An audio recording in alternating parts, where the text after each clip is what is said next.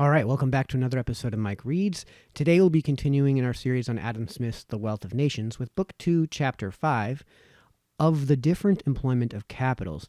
This chapter is a little bit on the long side, so if we don't have a good break, I'm going to go ahead and just continue on and finish the chapter all in one very long read.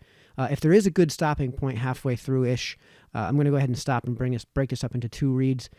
Otherwise, I'm just going to continue and plow through this chapter and get done in one long read. I wouldn't normally do this, but this is the final chapter in Book 2, and it would allow us to complete the entire book in this one relatively long read. Also, just as a heads up, I'm dealing with the sun right now. I'm battling the sun bouncing in and out of shadows, so I apologize for however that winds up affecting the lighting in this room. So, anyways, without further ado, Chapter 5. Of the different employment of capitals. Though all capitals are destined for the maintenance of productive labor only, yet the quantity of that labor, which equal capitals are capable of putting into motion, varies extremely according to the diversity of their employment, as does likewise the value which that employment adds to the annual produce of the land and labor of that country.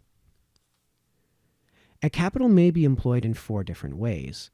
Either, first, in producing the rude produce annually required for the use and consumption of the society, or, secondly, in manufacturing and preparing that rude produce for immediate use and consumption, or, thirdly, in transporting either the rude or manufactured produce from the places where they abound to those where they are wanted, or, lastly, in dividing particular portions of either into such small parcels as suit the occasional demands of those who want them.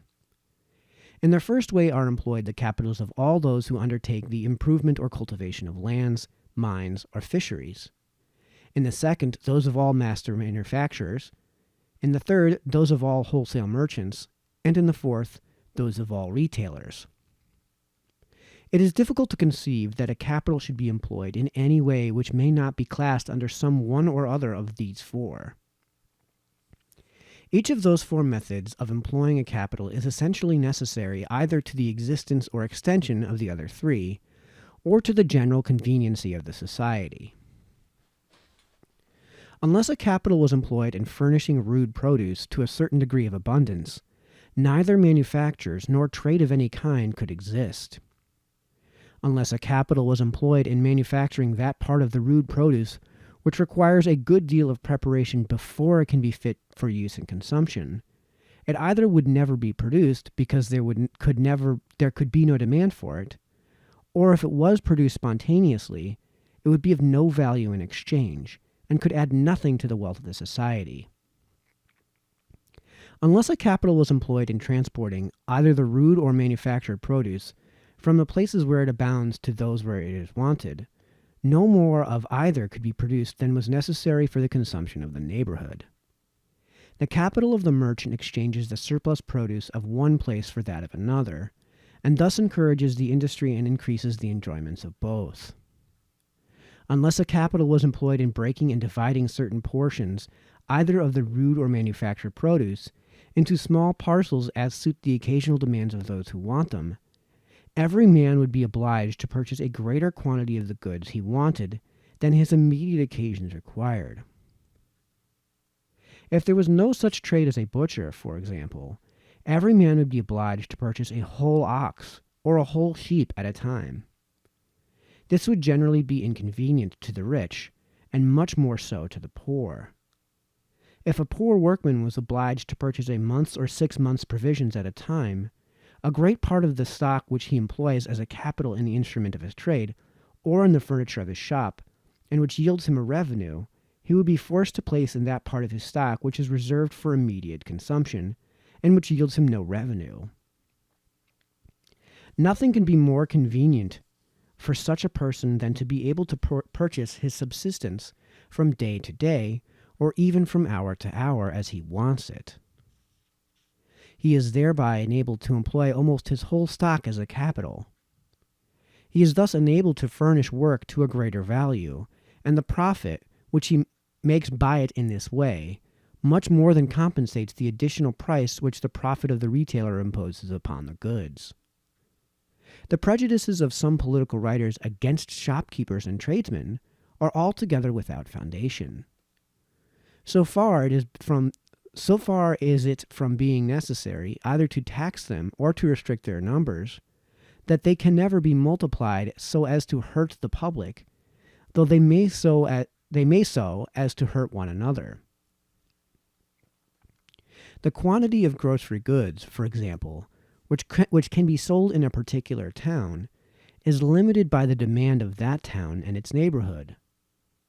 The capital, therefore, which can be employed in the grocery trade cannot exceed what is sufficient to purchase that quantity. If this capital is divided between two different grocers, their competition will tend to make both of them sell cheaper than if it were in the hands of one only.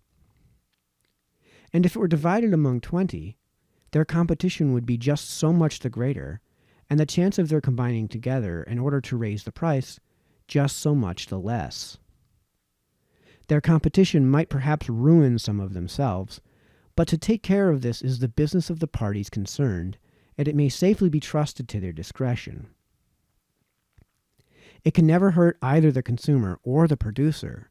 On the contrary, it must tend to make the retailers both sell cheaper and buy dearer than if the whole trade was monopolized by one or two persons. Some of them, perhaps, may sometimes decoy a weak customer to buy what he has no occasion for. This evil, however, is of too little importance to deserve the public attention, nor would it necessarily be prevented by restricting their numbers. It is not the multitude of alehouses, to give the most suspicious example, that occasions a general disposition to drunkenness among the common people, but that disposition arising from other causes necessarily gives employment to a multitude of alehouses. The persons whose capitals are employed in any of those four ways are themselves productive laborers. Their labor, when properly directed, fixes and realizes itself in the subject or vendible commodity upon which it is bestowed, and generally adds to its price the value at least of their own maintenance and consumption. The profits of the farmer, of the manufacturer, of the merchant, and retailer are all drawn from the price of the goods which the two first produce and the two last buy and sell. Equal capitals, however, employed in each of those four different ways, will immediately put into motion very different quantities of productive labor, and augment too in very different proportions the value of the annual produce of the land and labor of the society to which they belong. The capital of the retailer replaces, together with its profits, that of the merchant of whom he purchases goods, and thereby enables him to continue his business. The retailer himself is the only productive laborer whom it immediately employs. In his profits consists the whole value which its employment adds to the annual produce of the land and labor of the society. The capital of the wholesale merchant replaces, together with their profits, the capitals of the farmers and manufacturers of whom he purchases the rude and manufactured produce which he deals in, and thereby enables him to continue their respective trades. It is by this service chiefly that he contributes indirectly to support the productive labor of the society and to increase the value of its annual produce. His capital employs, too, the sailors and carriers who transport his goods from one place to another, and it augments the price of those goods by the value, not only of his profits, but of their wages. This is all the productive labor which it immediately puts into motion, and all the value which it immediately adds to the annual produce. Its operation in both these respects is a good deal superior to that of the capital of the retailer. Part of the capital of the master manufacturer is employed as a fixed capital in the instruments of his trade, and replaces, together with its profits, that of some other artificer of whom he purchases them. Part of his circulating capital is employed in purchasing materials, and replaces, with their profits, the capitals of the farmer and the miners of whom he purchases them. But a great part of it is always, either annually or in a much shorter period, distributed among the different workmen whom he employs. It augments the value of those materials by their wages, and by their masters profits upon the whole stock of wages, materials, instruments of trade employed in the business, and instruments of trade employed in the business. It puts immediately into motion, therefore, a much greater quantity of productive labor and adds a much greater value to the annual produce of the land and labor of the society than an equal capital in the hands of any wholesale merchant. No equal capital puts into motion a greater quantity of productive labor than that of the farmer. Not only his laboring servants, but his laboring cattle are productive laborers. In agriculture, too, nature labors along with man, and though her labor costs no expense, its produce has its value, as well as that of the most expensive workman. The most important operations of agriculture seem intended not so much to increase, though they do that too, as to direct the fertility of nature towards the production of the plants most profitable to man. A field overgrown with briars and brambles may frequently produce as great a quantity of vegetables as the best cultivated vineyard or corn field.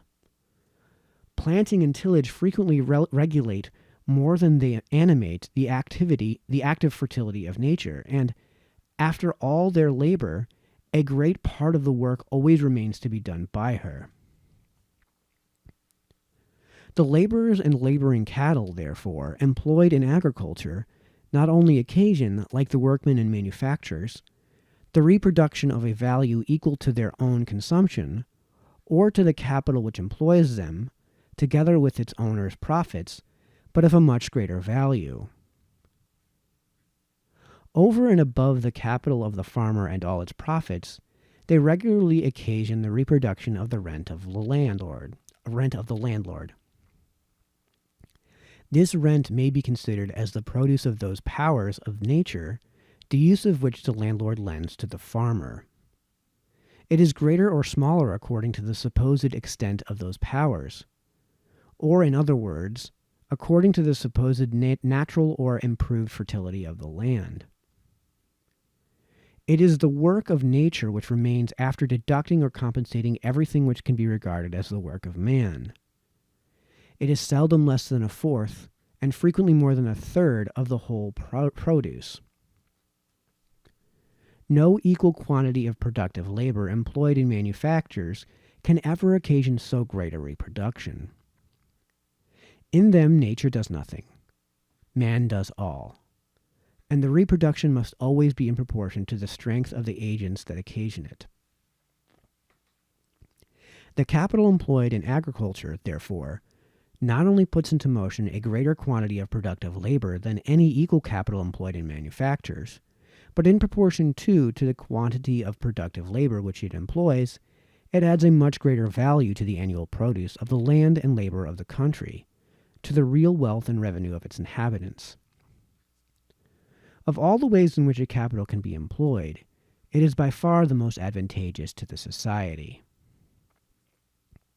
The capitals employed in the agriculture and in the retail trade of any society must always reside within that society.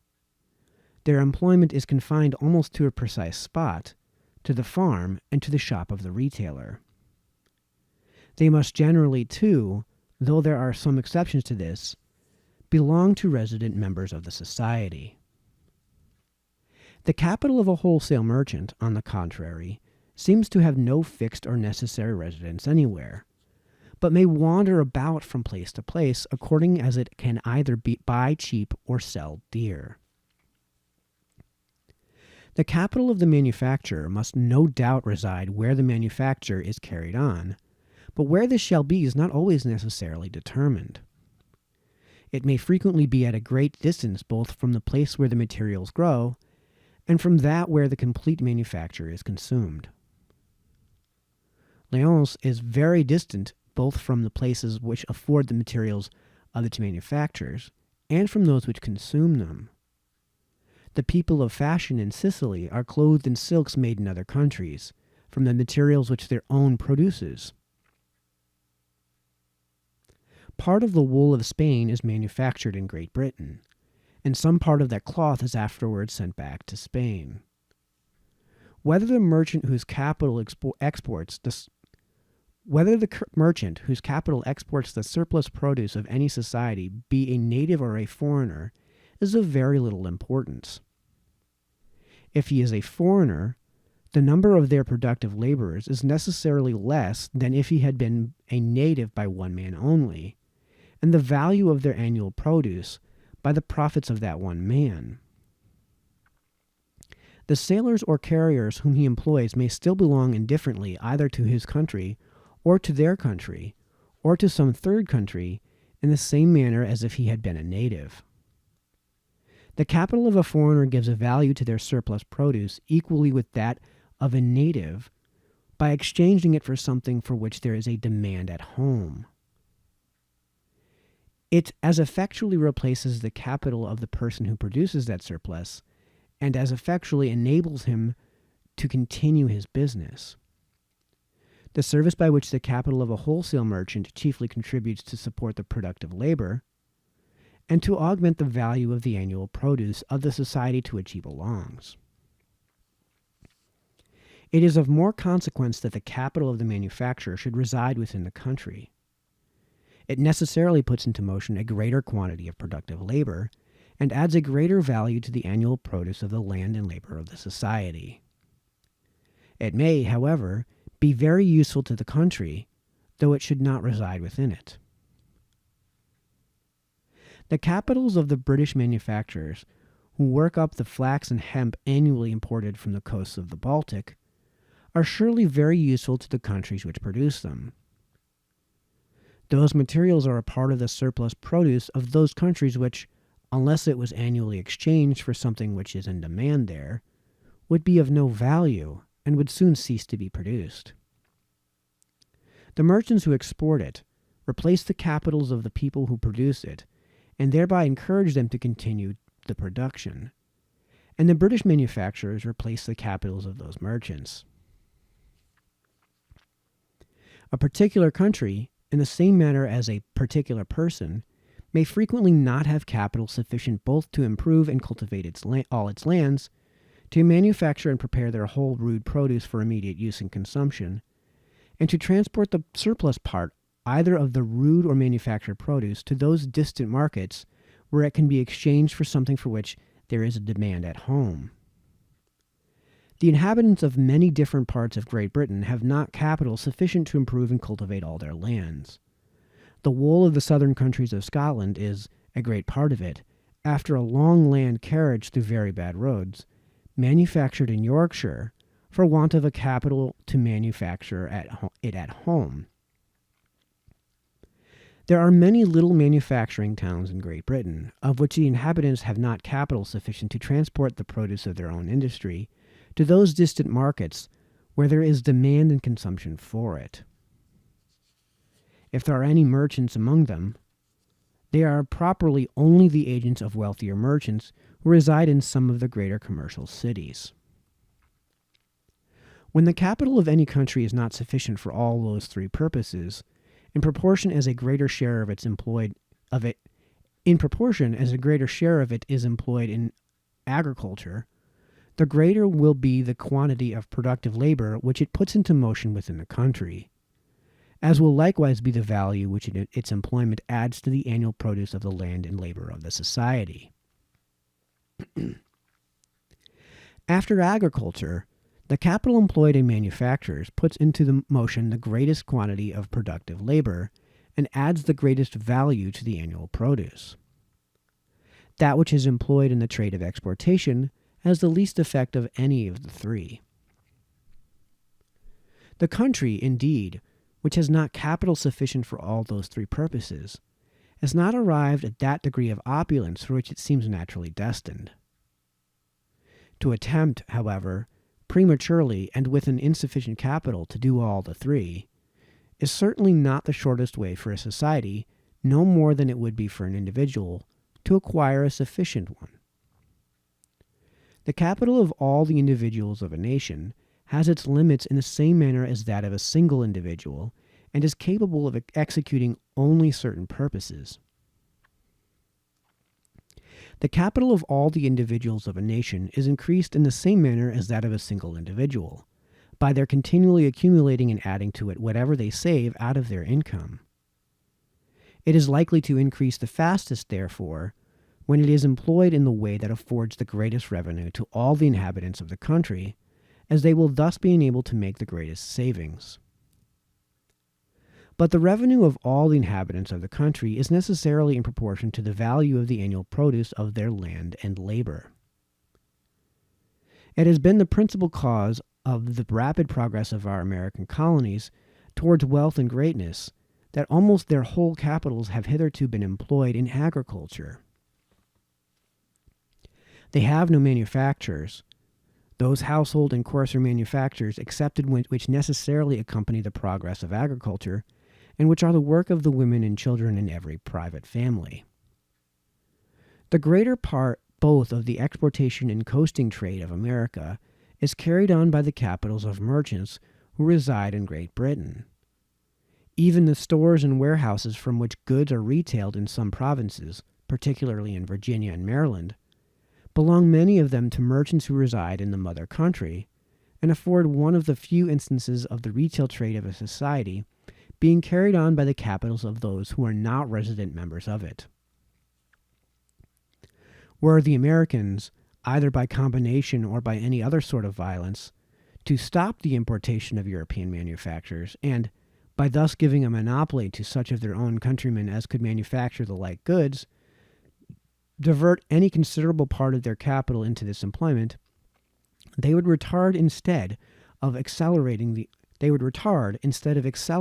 further increase in the value of their annual produce, and would obstruct instead of promoting the progress of their country towards real wealth and greatness. This would be still more the case were they to attempt, in the same manner, to monopolize themselves their whole exportation trade. The course of human prosperity, indeed, seems scarcer ever to have been of so long continuance as to enable any great country to acquire capital sufficient for all those three purposes, unless, perhaps, we give credit to the wonderful account of the wealth and cultivation of China, of those of ancient Egypt, and of the ancient state of Indostan. Even those three countries, the wealthiest, according to all accounts, that ever were in the world, are chiefly renowned for their superiority in agriculture and manufactures. They do not appear to have been eminent for foreign trade. The ancient Egyptians had a superstitious antipathy to the sea, and a superstition nearly of the same kind prevails among the Indians, and the Chinese have never excelled in foreign commerce. The greater part of the surplus produce of all those three countries seems to have been always exported by foreigners, who gave in exchange for it something else for which they found a demand there, frequently gold and silver. It is thus that the same capital will in any country put into motion a greater or smaller quantity of productive labor, and add a greater or smaller value to the annual produce of its land and labor, according to the different proportions in which it is employed in agriculture, manufactures, and wholesale trade. The difference, too, is very great, according to the different sorts of wholesale trade in which any part of it is employed. All wholesale trade, all buying in order to sell again by wholesale, may be reduced to three different sorts: the home trade, the foreign trade of consumption, and the carrying trade. The home trade is employed in purchasing in one part of the same country, and selling in another the produce of the industry of that country. It comprehends both the inland and the coasting trading. The foreign trade of consumption is employed in purchasing foreign goods for home consumption. The carrying trade is employed in transacting the commerce of foreign countries, or in carrying the surplus produce of one to another. The capital which is employed in purchasing in one part of the country in order to sell in another the produce of the industry of that country generally replaces by every such operation two distinct capitals that had been both employed in the agriculture or manufactures of that country, and thereby enables them to continue that employment. When it sends out from the residence of the merchant a certain value of commodities, it generally brings back in return at least an equal value of other commodities. When both are the produce of domestic industry, it necessarily replaces by every such operation two distinct capitals, which had both been employed in supporting a productive labor, and thereby enables them to continue that support. The capital which sends Scotch manufactures to London and brings back English corn and manufactures to Edinburgh necessarily replaces, by every such operation, two British capitals which had both been employed in the agriculture or manufactures of Great Britain. The capital employed in purchasing foreign goods for home consumption, when this purchase is made with the produce of domestic industry, replaces by every such operation, two distinct capitals. But one of them only is employed in supporting domestic industry. The capital which sends British goods to Portugal and brings back Portuguese goods to Great Britain replaces by every such operation only one British capital. The other is a Portuguese one. Though the returns, therefore, of the foreign trade of consumption should be as quick as those of the home trade, the capital employed in it will give but one half the encouragement to the industry or productive labor of the country. But the returns of the foreign trade of consumption are very seldom so quick as those of the home trade. The returns of the home trade generally come in before the end of the year, and sometimes 3 or 4 times in the year. The returns of the foreign trade of consumption seldom come in before the end of the year, and sometimes not till after 2 or 3 years.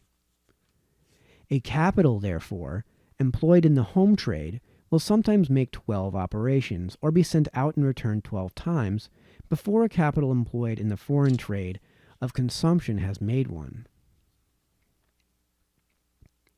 If the capitals are equal, therefore, the one will give 4 and 20 times the more encouragement and support to the industry of the country than the other. The foreign goods for home consumption may sometimes be purchased not with the produce of domestic industry, but with some other foreign goods. These last, however, must have been purchased either immediately with the produce of domestic industry, or with something else that had been purchased with it. For the case of war and conquest excepted, foreign goods can never be acquired in exchange for something that had been produced at home, either immediately or after 2 or more different exchanges. The effects, therefore, of a capital employed in such a roundabout foreign trade of consumption are, in every respect, the same as those of one employed in the most direct trade of the same kind, except that the final returns are likely to be still more distant, as they must depend upon the returns of 2 or 3 distinct foreign trades.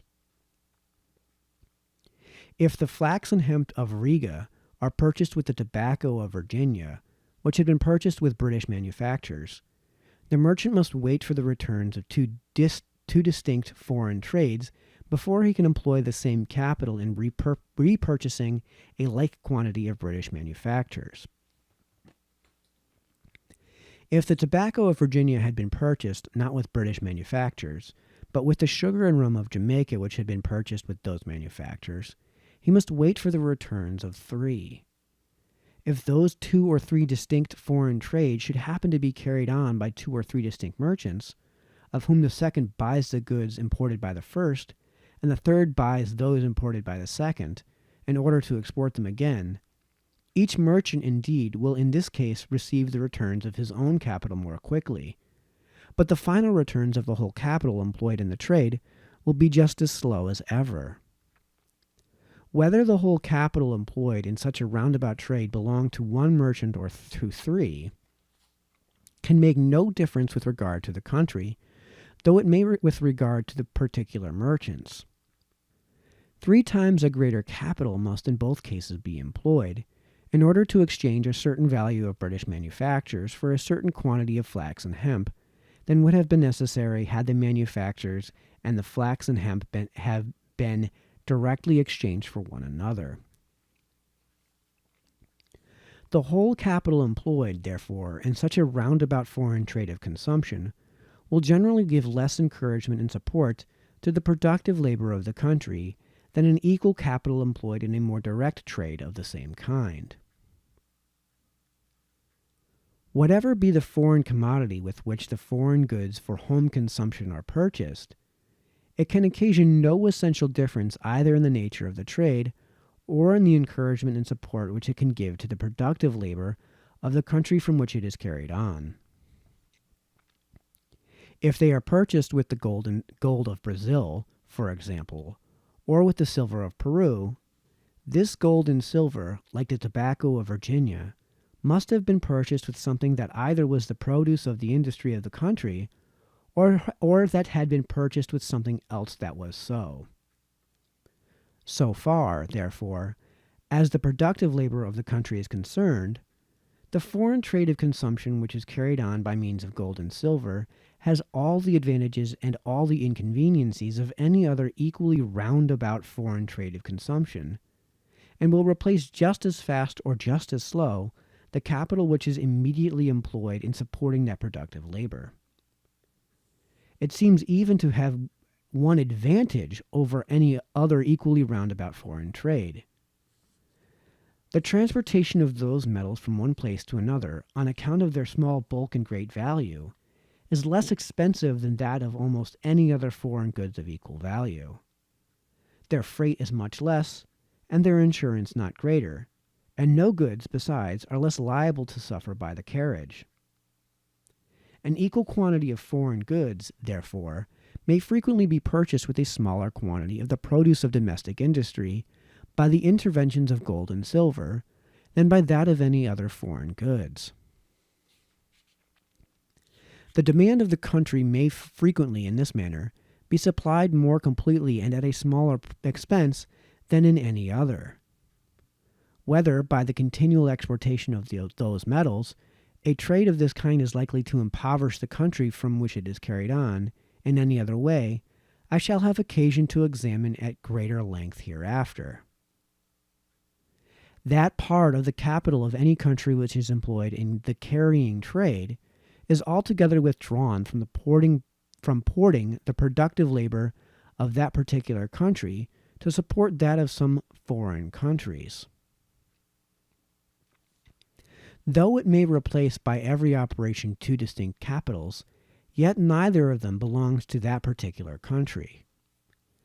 The capital of the Dutch merchant which carries the corn of Poland to Portugal, and which brings back the fruits and wines of Portugal to Poland, replaces by every such operation two capitals, neither of which had been employed in supporting the productive labor of Holland, but one of them in supporting that of Poland, and the other that of Portugal. The profits only return regularly to Holland and constitute the whole addition which this trade necessarily makes to the annual produce of the land and labor of that country.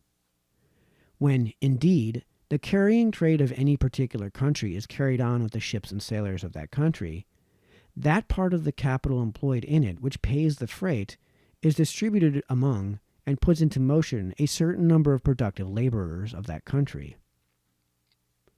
Almost all nations that have had any considerable share of the carrying trade have, in fact, carried it on in this manner. The trade itself has probably derived its name from it, the people of such countries being the carriers to other countries. It does not, however, seem essential to the nature of the trade that it should be so. A Dutch merchant may, for example, employ his capital in transacting the commerce of Poland and Portugal by carrying part of the surplus produce of the one to the other, not in Dutch, but in British bottoms. It may be presumed that he actually does so upon some particular occasions. It is upon this account, however, that the carrying trade has been supposed peculiarly advantageous to such a country as Great Britain, of which the defense and security depend upon the number of its sailors and shipping. But the same capital may employ as many sailors and shipping, either in the foreign trade of consumption or even in the home trade, when carried on by coasting vessels, as it could in the carrying trade. The number of sailors and shipping which any particular capital can employ does not depend upon the nature of the trade, but partly upon the bulk of the goods in proportion to their value, and partly upon the distance of the ports between which they are to be carried, chiefly upon the former of those two circumstances. The coal trade from Newcastle to London, for example, employs more shipping than all the carrying trade of England, though the ports are at no great distance. To force, therefore, by extraordinary encouragements, a larger share of the capital of any country into the carrying trade than what would naturally go to it, will not always necessarily increase the shipping of that country. The capital, therefore, employed in the home trade of any country will generally give encouragement and support to a greater quantity of productive labor in that country, and increase the value of its annual produce more than an equal capital employed in the foreign trade of consumption. And the capital employed in this latter trade has in both these respects a still greater advantage over an equal capital employed in the carrying trade. The riches, and so far as power depends upon riches, the power of every country must always be in proportion to the value of its annual produce, the fund from which all taxes must ultimately be paid. But the great object of the political economy of every country is to increase the riches and power of that country. It ought, therefore, to give no preference nor superior encouragement to the foreign trade of consumption above the home trade, nor to the carrying trade above either of the other two. It ought neither to force nor to allure into either of those two channels a greater share of the capital of the country than what would naturally flow into them of its own accord. Each of those different branches of trade, however, is not only advantageous, but necessary and unavoidable when the course of things, without any constraint or violence, naturally introduces it. When the produce of any particular branch of industry exceeds what the demand of the country requires, the surplus must be sent abroad, in exchange for something for which there is a demand at home. Without such exportation, a part of the productive labor of the country must cease, and the value of its annual produce diminish. The land and labor of Great Britain produce generally more corn, woolens, and hardware than the demand of the home market requires. The surplus part of them, therefore, must be sent abroad in exchange for something for which there is a demand at home. It is only by means of such exportation that this surplus can acquire a value sufficient to compensate the labor and expense of producing it. The neighborhood of the seacoast and the banks of all navigable rivers are advantageous situations for industry, only because they facilitate the exportation and exchange of such surplus produce for something else which is more in demand there. When the foreign goods which are thus purchased with the surplus produce of domestic industry exceed the demand of the home market, the surplus part of them must be sent abroad again, in exchange for something more in demand at home. About 96,000 hogshead of tobacco are annually purchased in Virginia and Maryland, with a part of the surplus produce of British industry. But the demand of Great Britain does not require, perhaps, more than 14,000. If the remaining 82,000, therefore, could not be sent abroad in exchange for something more in demand at home, the importation of them must cease immediately, and with it the productive labor of all those inhabitants of Great Britain who are at present employed in preparing the goods with which these 82,000 hogsheads are annually purchased. Those goods, which are part of the produce of the land and labor of Great Britain, have no market at home, and being deprived of that which they had abroad, must cease to be produced. There must be a typo. The most roundabout foreign trade of consumption, therefore, may, upon some occasions, be as necessary for supporting the productive labor of the country and the value of its annual produce as the most direct. When the capital stock of any country is increased to such a degree that it cannot be all employed in supplying that consumption and supporting the productive labor of that particular country, the surplus part of it naturally disgorges itself into the carrying trade and is employed in performing the same offices to other country. The carrying trade is the natural effect and symptom of great national wealth, but it does not seem to be the natural cause of it. Those statesmen who have been disposed to favor it with particular encouragements seem to have mistaken the effect and symptom for the cause. Holland, in proportion to the extent of the land and the number of its inhabitants, by far the richest country in Europe, has, accordingly, the greatest share of the carrying trade of Europe. England, perhaps the second richest country of Europe, is likewise supposed to have a considerable share of it, though what commonly passes for the carrying trade of England will frequently, perhaps, be found to be no more than a roundabout foreign trade of consumption.